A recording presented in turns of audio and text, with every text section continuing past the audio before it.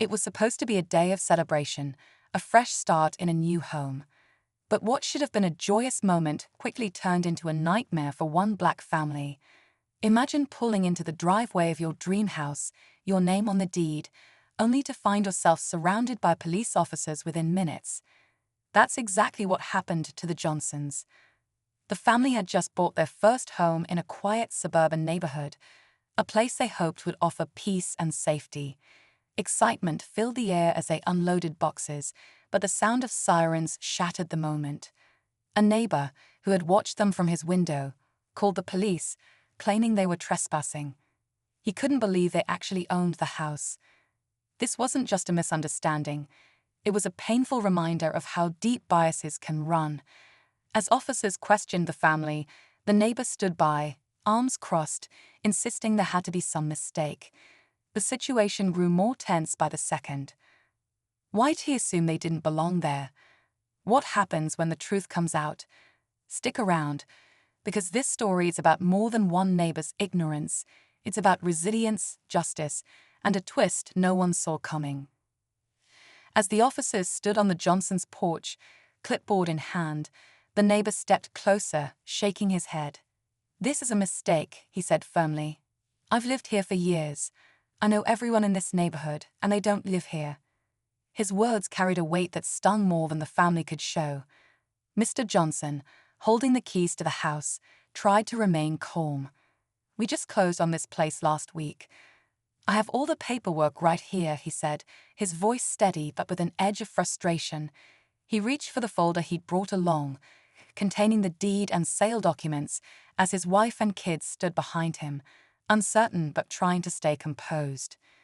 The officers exchanged glances, unsure how to proceed. "We'll need to verify this," one of them said.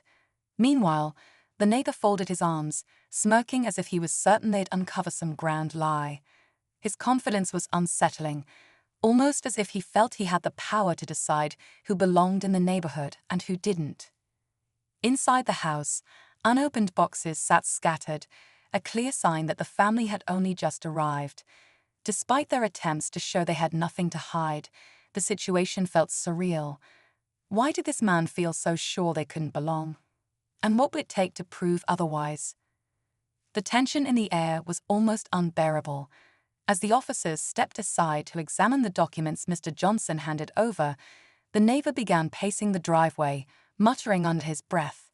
His gaze shifted back and forth between the family and the house, like he was searching for evidence to justify his call.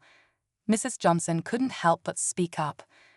"Why didn't you just come over and ask us directly?" she asked, her voice a mix of hurt and disbelief. The neighbor turned to her, his expression cold. "I don't need to explain myself," he said curtly. "I know what I saw, and I stand by my decision." Inside the house, the Johnson kids sat quietly on the staircase, watching the unfolding scene through the open door. They didn't fully understand why someone would think they didn't belong, but the look on their parents' faces told them it wasn't something new. Meanwhile, other neighbors began stepping out of their homes, drawn by the flashing lights. Whispers spread quickly, but no one seemed brave enough to intervene. Were they silently agreeing with the man who called the police, or were they just too afraid to speak up? The family's excitement about their new home had been replaced by a growing fear. Would they ever feel truly welcome here? And more importantly, how much longer would they have to defend themselves? The air grew heavier as more neighbors gathered, their faces a mix of curiosity and unease. Some stood with crossed arms, others whispered among themselves, stealing glances at the Johnsons and the house. The flashing blue and red lights reflected off the windows, creating an eerie backdrop for what should have been a quiet suburban evening.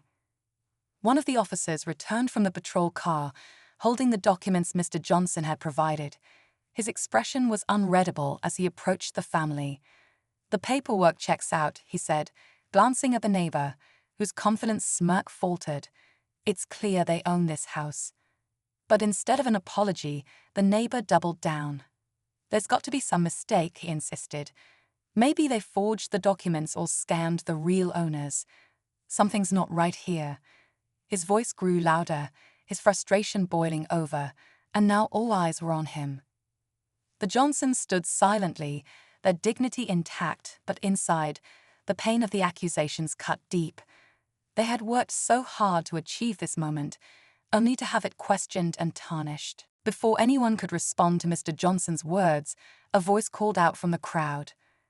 "Wait a second," said an older woman, stepping forward from the small group of onlookers. Her grey hair was tied back neatly, and she held a familiar expression, a mix of hesitation and concern. "I recognize them. Didn't I see you all at the open house a few weeks ago?" she asked, looking directly at the Johnsons. Mrs. Johnson nodded quickly. "Yes, we were there. We even spoke to you about the neighborhood." The woman looked at the accusing neighbor, her brows furrowing. "You were there too. I remember you mentioning how you hoped whoever bought the house would keep the property tidy." Her words were calm but sharp, cutting through the tension like a knife. The neighbor's face reddened. "I don't recall that," he muttered, avoiding her gaze. But before anyone could process the shift, another car pulled into the driveway. A sleek black sedan with the real estate logo on the side. Out stepped the realtor who had sold the house. Her arrival added another layer of tension as all eyes turned to her. She waved politely, but seemed confused by the scene in front of her. "What's going on here?" she asked, her gaze moving between the officers and the neighbor. The silence that followed was deafening.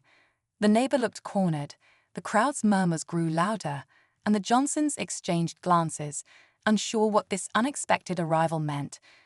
Was this the moment everything would change? Or would the conflict escalate even further? The realtor's expression shifted as she took in the scene, the flashing lights, the crowd, and the Johnsons standing firm on their new driveway.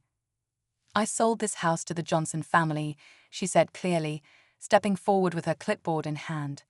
"They're the rightful owners. What's going on here?" The neighbor's confidence crumbled. He stammered, I thought something was off. They looked suspicious. I was just trying to protect the neighborhood." His excuse fell flat, and the crowd began to murmur more loudly.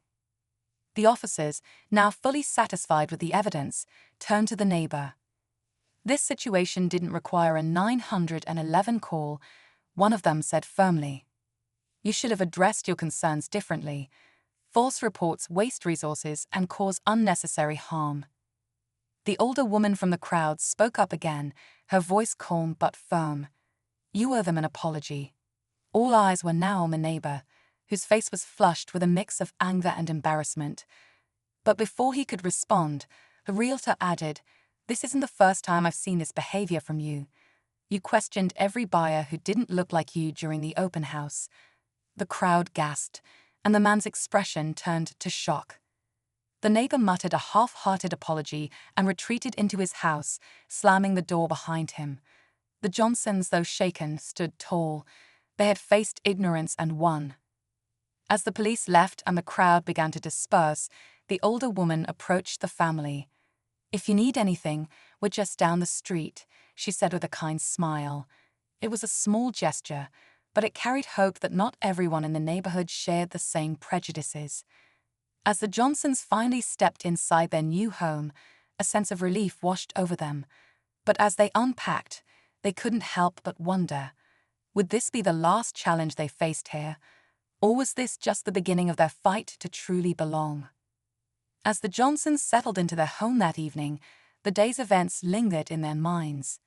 The tension, the accusations, and the public spectacle, it wasn't the welcome they had hoped for. But as they unpacked boxes and set up their new space, they reminded themselves why they were here.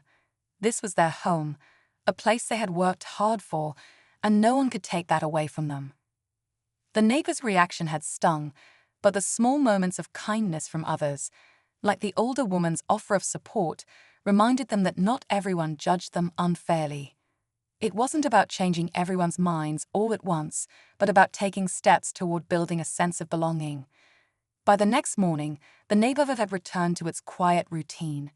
A few neighbors passed by with cautious waves, and a couple even stopped to introduce themselves.